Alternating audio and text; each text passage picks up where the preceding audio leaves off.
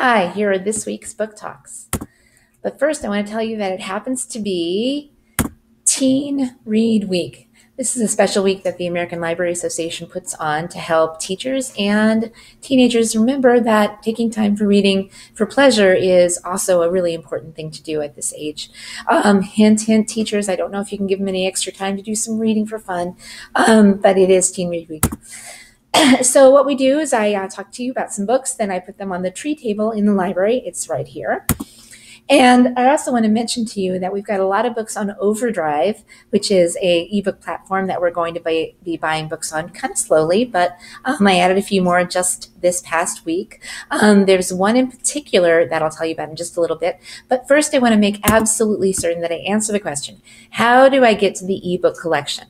Well, you can actually download the Overdrive app and you can put it onto your phone, and then you can search for Bainbridge High School as a library. You can use the zip code 98110 to do that, or you can also log into the school's website. So I'm going to show you how to do that right now, and I'm going to get it right this time. Fabulous. So here's the Bainbridge High School website. You go to Library, to Home, to ebooks, and then you see this little icon, ebooks now, late fees never. You click on it. Let me get to that one too. And then you put in your student ID number, the network one, the one that has the 3 zeros at the end maybe, and your 6-digit password. You sign in.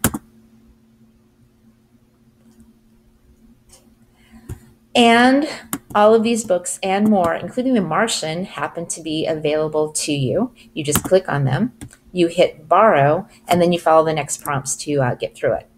Great, sound good? So let me get back to our book talks, and I'll tell you about one that I think is really, really good.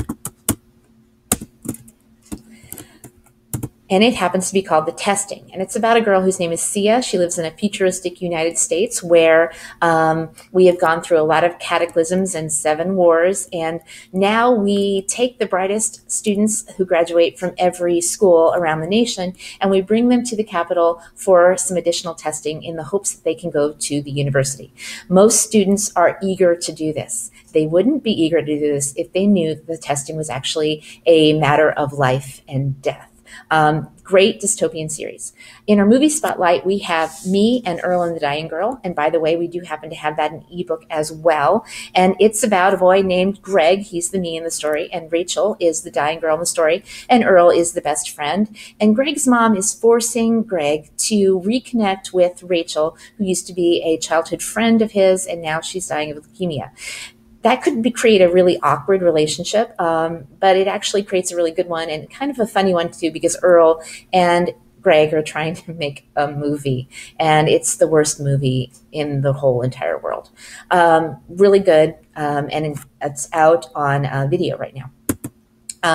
I want to do a meme spotlight because this particular book happens to have a lot of really good memes out there.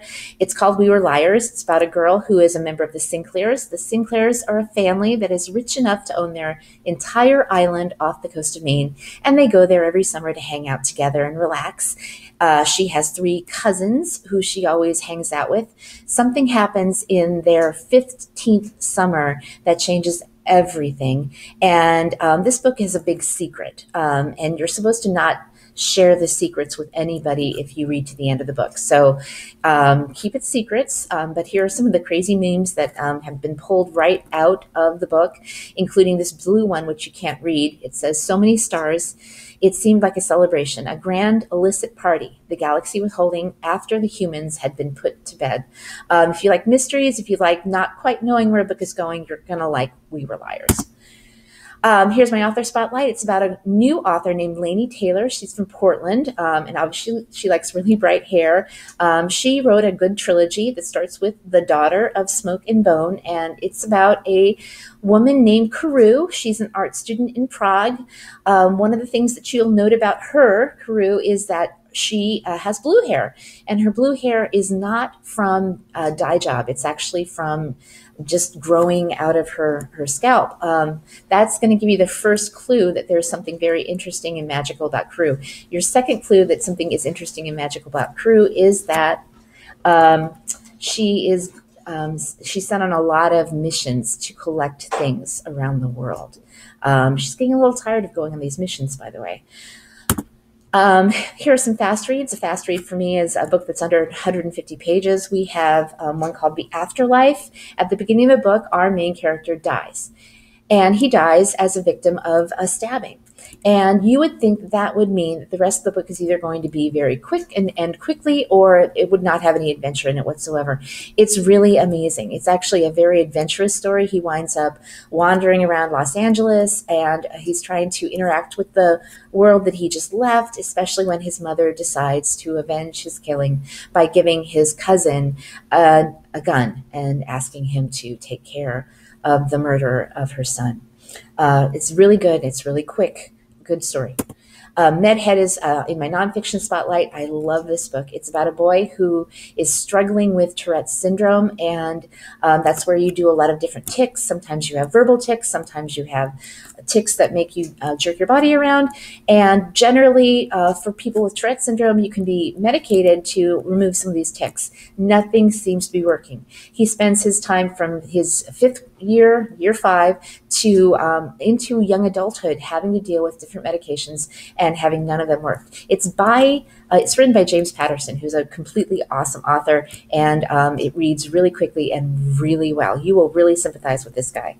And in my other nonfiction spotlight, I read Chernobyl's Wild Kingdom, which has a lot of good pictures in it. And Chernobyl happened in 1986. It's quite some time ago. It was a nuclear power plant in Ukraine that, because of a safety test that went wrong, it exploded, and it sent radiation across a area the size of South Carolina. And to this day, there's an exclusion zone that you're not supposed to walk past because of the high radiation. Of course, animals are doing that all the time. And what they've discovered is that it's not quite a dead zone. They predicted it was going to be a dead zone, and it isn't. So there's some scientists that are actually following the animals into the dead zone and finding out what's going on with them. Really interesting nonfiction, and definitely worth your time. I'm going to leave this QR code up on the end of the video because it happens to be the QR code that you can use to get to our Overdrive collection. Well, time's up. Thanks for listening. Back to you.